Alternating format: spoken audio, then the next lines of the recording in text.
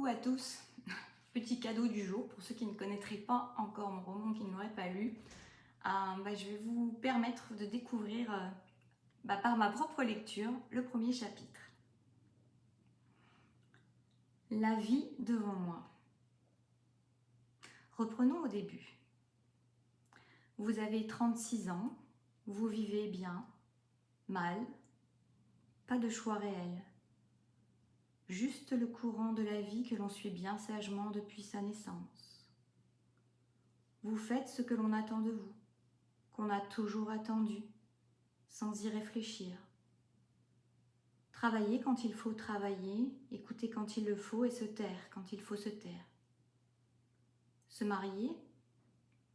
Pourquoi pas? Pourquoi en serait-il autrement?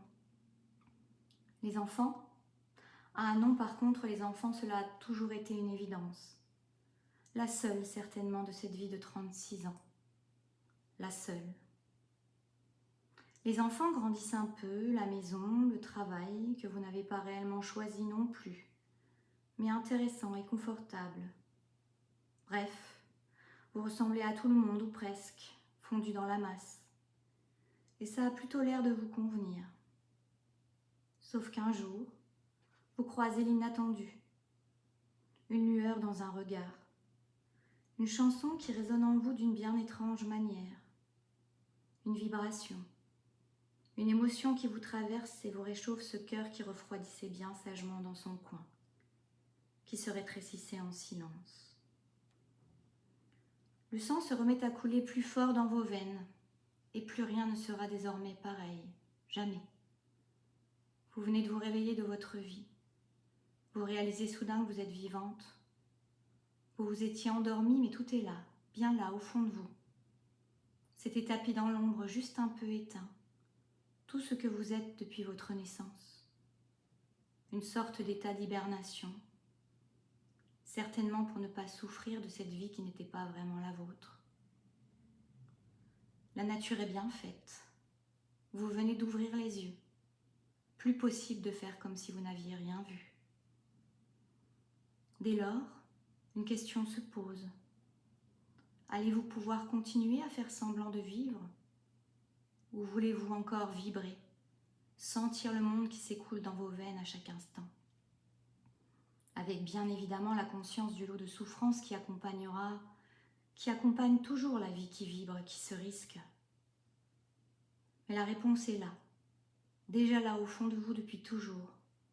Vous le savez, elle résonne, n'a jamais cessé, même si vous la faisiez taire parfois. C'est décidé désormais, vous allez enfin écouter ce que vous êtes vraiment. Juste cela, tout cela. Et vous voilà libre. Me voilà libre. Un jour de mai, la vie peut réellement commencer. Ma vie. Bien sûr, sans enfant, je serais partie, immédiatement, sans réfléchir, sans regarder en arrière. Je suis comme cela, pas de rétroviseur, pas de larmes sur le passé. Mais là, il ne s'agissait pas que de moi, mais de leur vie à eux, qui allait se trouver bouleversée par ma décision. Il ne fallait pas se tromper, pas regretter. Ce coup de baguette magique m'ouvrant les yeux avait été si brutal. Se réveiller un matin et voir que l'on n'appartient pas à sa vie. Ne serait-ce pas une petite crise de la quarantaine précoce? Après tout, ça arrive à tous, non? C'est biologique certainement même.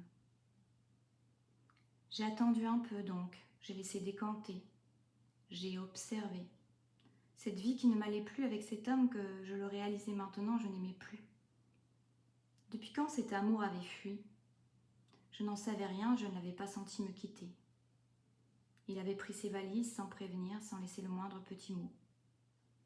C'est certainement souvent comme cela qu'il part d'ailleurs, sans cris, sans larmes, un peu honteux de n'avoir pas su résister au temps qui passe.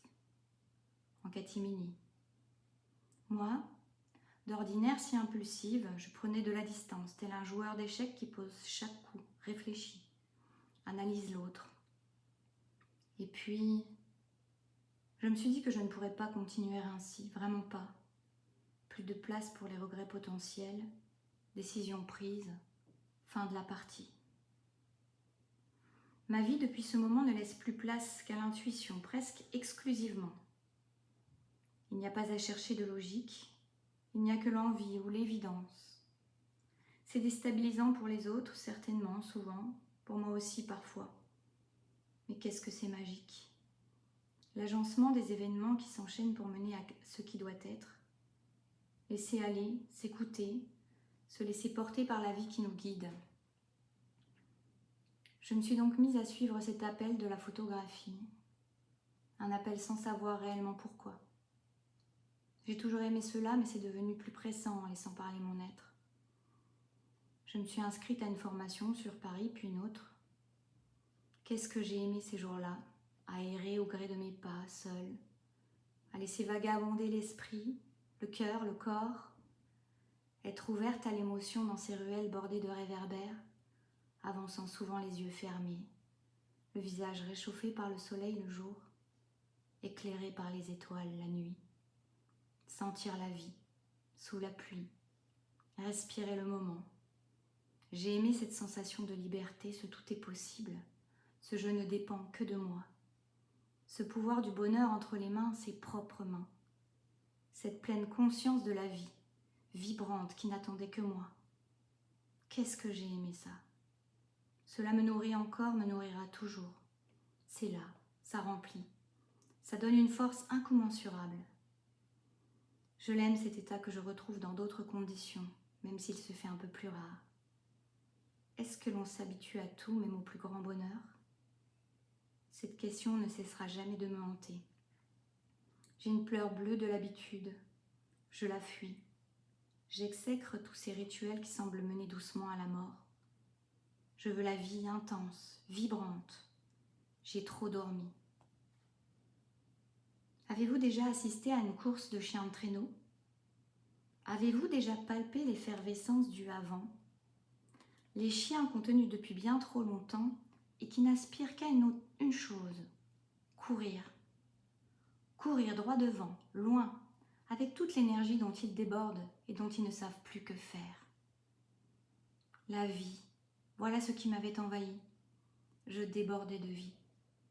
J'étais un chien de traîneau retenu par une laisse que je me suis laissé mettre docilement, que je me suis mise moi-même un peu, sans raison, parce que c'est ainsi, parce que la vie, les circonstances m'y ont mené tranquillement, sans que je m'en rende compte, insidieusement, sans que je me débatte ou fasse même semblant une seule seconde, victime consentante, inconsciente, comme vous peut-être. La laisse a cédé en un instant. Je l'ai coupée avec mes dents en une fois et je me suis mise à courir devant, sans m'arrêter, avide de sensations me fouettant le visage et le cœur, ivre de vie. Si vous saviez la force que cela donne, ce coup de mâchoire. Mais peut-être le savez-vous, avez-vous fait ce choix de la vie contre la mort, de la liberté contre les chaînes. Et alors vous savez. Vous savez qu'après cela, personne ne décidera plus jamais pour vous, que vous êtes maître de votre vie. Ce fameux jour où l'on se rend compte qu'on a le choix, la vie s'ouvre à nous. J'ai décidé que désormais l'envie guiderait mes pas. Pourquoi la raison devrait être plus légitime? C'est dans cet état d'euphorie et de liberté que nous nous sommes rencontrés, lui et moi, que cette vie a décidé de nous réunir. Voilà, premier extrait, premier chapitre. Voilà, j'espère que ça aura pu vous plaire pour ceux qui ne l'auraient pas encore découvert. Voilà, c'est un petit avant-goût éventuellement pour voir le ton, le thème de ce livre. Je vous fais des bisous et puis je vous souhaite un beau dimanche.